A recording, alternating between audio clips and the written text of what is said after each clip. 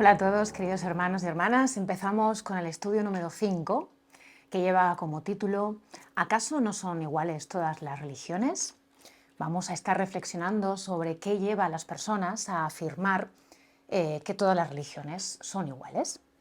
La idea central de este estudio es que la fe en Jesús es la que separa al cristianismo de todas esas demás religiones. Hay una antigua leyenda hindú que se llama Los ciegos y el elefante. En esta leyenda nos cuenta la historia de un grupo de ciegos que son llevados a tocar e inspeccionar, palpar diversas partes de un elefante. Uno de los ciegos palpó el costado y después de haberlo palpado, él declaró que el elefante es semejante a una pared. El segundo ciego fue a palpar al elefante y en esta ocasión palpó uno de los colmillos del elefante y él declaró que el elefante es semejante a una lanza. El tercer ciego le tocó palpar la cola y entonces él dijo que el elefante es muy parecido a una serpiente. Como vemos, cada uno de los ciegos llegó a una conclusión totalmente diferente.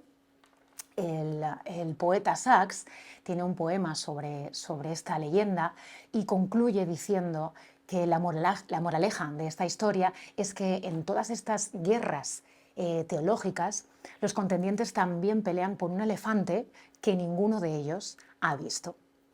Muchas personas piensan que la leyenda, leyenda de los ciegos y el elefante, ilustra las diversas perspectivas de las religiones que existen. Todos describen el elefante como un símbolo de Dios. Todos adoramos al mismo Dios dependiendo de diferentes perspectivas. Sin embargo, para nosotros los cristianos hay una gran diferencia que no aparece en esta leyenda, y es que en nuestro caso el elefante nos habla, el elefante ha hablado, Dios se ha revelado en su palabra. Solo en su Hijo Jesús podemos contemplar a Dios, escuchar a Dios y conocerlo de forma personal. Vamos a ver qué nos dice la Biblia sobre el tema que hoy nos ocupa. Y para ello os invito a que la abramos en Isaías 44. Vamos a leer en primer lugar los versículos del 6 al 8. Dice así: Así dice el Señor, Rey de Israel, y su Redentor, el Señor de los ejércitos. Yo soy el primero, y yo soy el último, y fuera de mí no hay Dios. ¿Y quién proclamará lo que está por venir? ¿Quién puede declararlo y ponerlo en orden delante de mí, como hago yo desde que establecí el pueblo antiguo? Que les anuncien lo que viene, lo que está por venir. No temáis ni os amedrentéis. ¿No te lo hice oír desde la antigüedad y te lo dije? Luego vosotros sois mis testigos. No hay Dios sino yo. No hay roca. No conozco ninguna. Vamos a analizar ahora 3 puntos que podemos sacar de este texto bíblico. En primer lugar, el número 1 nos ilustra que el Dios verdadero es Redentor y Rey. Algunas personas debaten sobre que los musulmanes y los cristianos adoramos al mismo Dios. Pero el apologista pakistaní-americano Nabil Qureshi abordó este tema desde una perspectiva bíblica y personal. Nabil expresó que superficialmente el Islam y el cristianismo presentan similitudes, pero que es evidente que Alá y Jehová no se refieren al mismo Dios. El Dios del cristianismo, nuestro Dios, es un Dios misericordioso y salvador. En segundo lugar, podemos extraer otra idea. El único Dios verdadero se ha revelado en la Biblia. En el segundo libro de Samuel encontramos una historia fascinante en la que el rey David obstinadamente desobedece a Dios y por lo tanto la nación debe ser juzgada. En esta ocasión, Dios da a David la responsabilidad de escoger su castigo, cuál va a ser el castigo que él reciba por su desobediencia, y le ofrece 3 opciones. Le ofrece 7 años de hambre, 3 meses de derrota ante sus enemigos, o también, en tercer lugar, 3 días de mortandad a manos de Jehová, a manos del Señor. Piénsalo por un momento. ¿Cuál escogerías tú? Difícil decisión. Este Dios misericordioso y cercano es el único Dios verdadero, de acuerdo con la palabra. No hay otro Dios, no existe ni necesitamos otro Dios. Y en tercer lugar, otra idea de este texto, es que el Dios de la Biblia demuestra su deidad en su gobierno de la historia. Debemos observar que el profeta no declara la deidad de Jehová sin ofrecer también evidencias de su divinidad. Esto es importante porque Dios explica que la razón principal por la cual la nación de Israel fue llevada al cautiverio fue su idolatría. Vamos a seguir leyendo la palabra y viendo qué nos dice. Seguimos en el capítulo 44 de Isaías, en los versículos del 9 al 11. Y dice así: los formadores de imágenes de talla, todos ellos son vanidad, y lo más precioso de ellos para nada es útil. Y ellos mismos son testigos para su confusión de que los ídolos no ven ni entienden. ¿Quién formó un dios o quién fundió una imagen que para nada es de provecho? He aquí que todos los suyos serán avergonzados, porque los artífices mismos son hombres. Todos ellos se juntarán, se presentarán, se asombrarán y serán avergonzados a una. De este texto también podemos extraer tres ideas. Vamos a ello. La primera idea. La idolatría es una vanidad. En aquel entonces los ídolos eran mayormente imágenes de talla o bien fundidas de lo más precioso que ellos tenían, oro, plata o piedras preciosas. Pero si observamos cuidadosamente el texto, descubriremos que la esencia de un ídolo no es el material del que está hecho. La esencia de un ídolo es que es de fabricación humana. La vanidad es idolatría, la vanidad de la idolatría se inicia en el corazón humano, no en el ídolo. Son los formadores de imágenes, los artífices, quienes son vanidad. La palabra hebrea para vanidad puede traducirse también como nada, inservible, sin forma, un desperdicio. En el contexto de Isaías está claro que la vanidad de los formadores de imágenes es que sus ídolos no tienen ningún poder para salvarles. Estos hombres salían al bosque, encontraban un árbol bonito, un árbol bueno y lo talaban. Luego lo cortaban el tronco para diversos propósitos. Necesitaban leña para protegerse del frío o leña para cocinar. Y finalmente, de la madera que les sobraba, tallaban una imagen. Después se arrodillaban, oraban con devoción ante ese pedazo de madera, rogando: líbranos, porque mi Dios eres tú, como vemos en Isaías 44, más adelante, en versículos 14 al 17. En el versículo 9 afirma que ellos mismos son testigos para su confusión. Una mejor traducción sería para su vergüenza. De hecho, en los versículos del 9 al 11, 3 veces se enfatiza que estos hombres vanos serán avergonzados. Ni ellos ni sus ídolos artesanales tenían ningún poder en absoluto para salvar. De hecho, no podían siquiera ver o escuchar. Al final serán humillados completamente por sus mismas acciones. Reflexionemos un momentito en la profunda ironía de esta forma de pensar y de actuar. Hoy en día, en la actualidad, todavía se veneran a los ídolos de madera o de metal. Pero cuando de asuntos eternos se trata, vamos a preguntarle la salida a un problema o a algo, un consejo a alguien que no está vivo. Pues por supuesto que no. Buscaremos consejo en alguien que realmente está vivo. Esa persona que sí está viva no es Mahoma, no es Confucio, no, es Jesucristo. Jesús es el único. Él volvió de entre los muertos. Esto demuestra que Él es quien dijo que era. Romanos 1 al 4. Es el Hijo unigénito de Dios, el único medio por el cual una persona puede tener una relación personal con el Dios verdadero y viviente. Existen también otros ídolos de fabricación humana aún más sutiles y seductores hoy en día en la actualidad.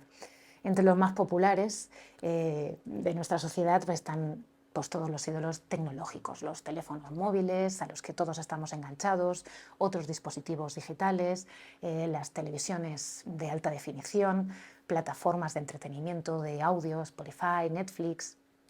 Todos estos no son ídolos de madera o de oro, pero nuestro corazón puede apegarse a estas creaciones humanas con tal devoción que apartarte de ellos pudiera llevarte a un ataque de pánico o de ansiedad. Fundamentalmente usamos nuestros ídolos como una forma de satisfacer nuestras necesidades aparte de Dios. Y esta es nuestra tentación más grande al usar la tecnología, usarla como un sustituto de Dios. En otras palabras, construimos ídolos a nuestra conveniencia que satisfagan nuestros propios placeres y deseos egoístas, pero sin importar cuánto placer temporal nos puedan ofrecer. No hay esperanza de salvación en ellos, son nada, son vanidad. El segundo punto sobre la idolatría es que la idolatría es una locura. La idolatría es también una irracionalidad absurda. El texto anterior muestra esto al hacer una pregunta dolorosamente irónica. ¿Quién formó un Dios o quién fundió una imagen para que nada es de provecho? La idolatría es una locura. De la fe es una locura, es poner la fe en un objeto finito que sabemos que no nos puede salvar. Y en tercer lugar, la idolatría es una rebelión.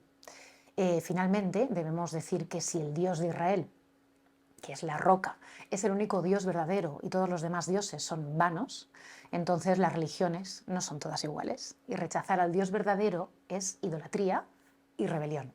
Ser idólatra inevitablemente llevará a la vergüenza y a la destrucción, como hemos leído. Vamos a un último texto, Juan 14, del 5 al 7. Vamos a leerlo. Le dijo Tomás: Señor, no sabemos a dónde vas. ¿Cómo, pues, podemos saber el camino? Jesús le dijo: Yo soy el camino y la verdad y la vida. Nadie viene al Padre sino por mí. Si me conocieseis, también a mi Padre conoceríais, y desde ahora le conocéis y le habéis visto. De este texto también podemos extraer 3 puntos. En primer lugar, Jesús es el único camino hacia el Padre. Hemos estudiado que la Biblia enseña que solo existe un único Dios verdadero. Existen muchos ídolos, pero existe solo un Dios. Por lo tanto, podemos afirmar con toda autoridad bíblica que las religiones no son todas iguales.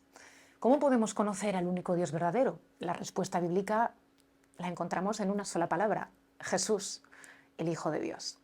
El apologista William Lane Craig resume perfectamente esta verdad. Dice que la religión cristiana está firme o cae con la persona de Jesucristo. El cristianismo es la fe en una persona genuinamente histórica y al mismo tiempo especial, a quien la Iglesia considera no solo humano, sino divino. Esta es la enseñanza del pasaje de Juan. Jesús es el camino y nadie viene al Padre sino por medio de él.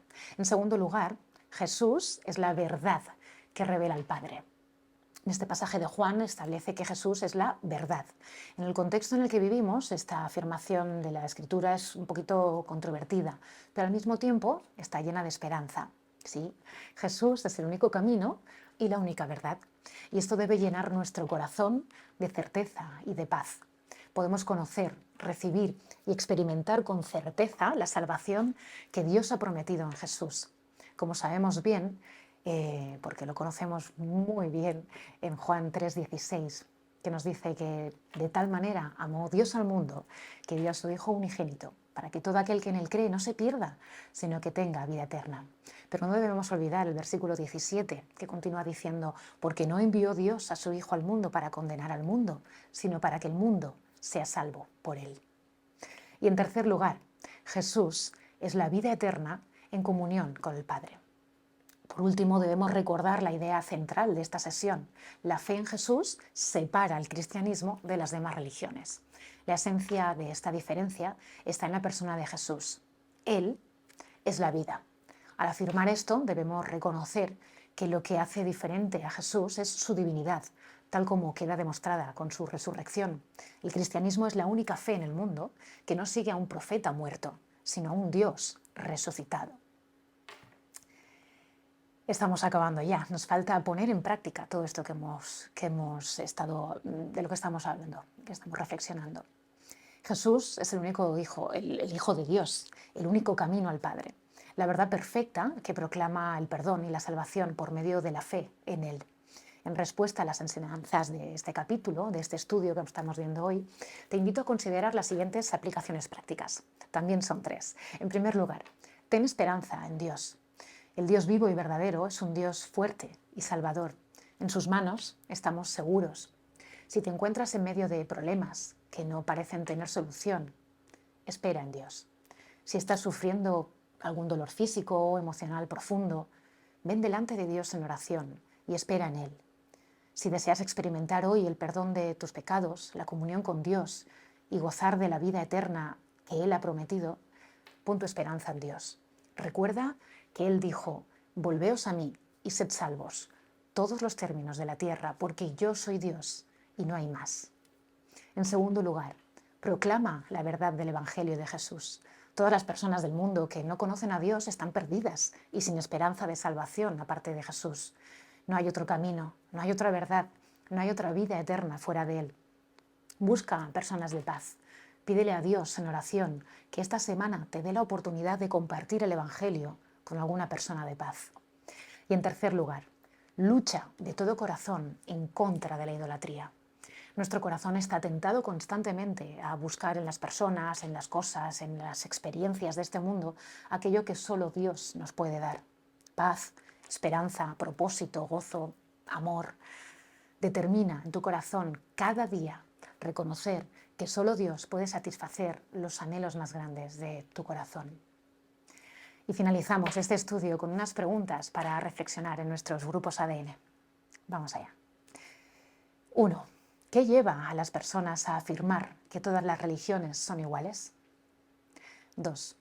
¿Qué razones tenemos para creer que el Dios de la Biblia es el único Dios verdadero? 3.